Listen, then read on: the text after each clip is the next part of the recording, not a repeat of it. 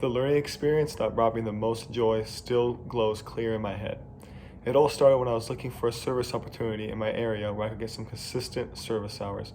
At the Pleasant Lake Villa Nursing Home in Parma, Ohio, I started at the OMA or OMA program, which stands for Opening Minds Through Art. At this program, volunteers like myself would be partnered up with a senior resident and guide them through an art project once a week. Since most of the residents were in stages of dementia, this program was meant to stimulate the residents' mind and serve as an outlet for them. On the first day, I was paired up with a 94-year-old man named John. At first, he seemed to be the grouch of the group. He refused to participate in the art project and often stared out the window with a scowl. For a couple weeks, he continued with this behavior, but being with him for a couple weeks taught me some important lessons. First, compassion. I had to understand where he was in his life and why he would be acting this way. Kindness, to help him even though he refused to admit he could use it. And most importantly, the patience to give my time and effort to help someone who I strongly want to help. And after a month or so, I started to see my impact. John had started to open up and talk to others. He would excitedly tell me every day that he remembers something from his younger days.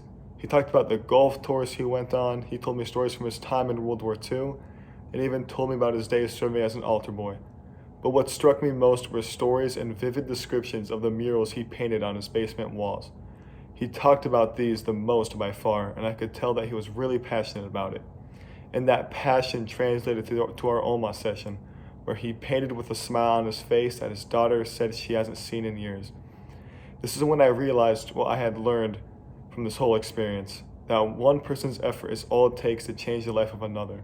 And in extension, I learned the power that my service had. I could help people and communities everywhere. And as I found out in this program, I had a passion for doing so. And this ties into who I would talk to, dead or alive, and that would be John. Last time I saw him was near the end of my sophomore year, but then the program shut down due to the COVID pandemic. Unfortunately, he died during the pandemic, but he passed peacefully surrounded by his family. I never told him how much of an effect he had on me and how much he helped me grow as a person. He inspired me, he made me laugh, and he awoke my passion for service that I carry on to this day. I want to ask him how much of a difference I made in his life, and if I made the last year of his life enjoyable. He holds a really dear place in my heart, and nothing will match the joy when I saw his smile when he was painting his old classic Western scene. Thank you, John.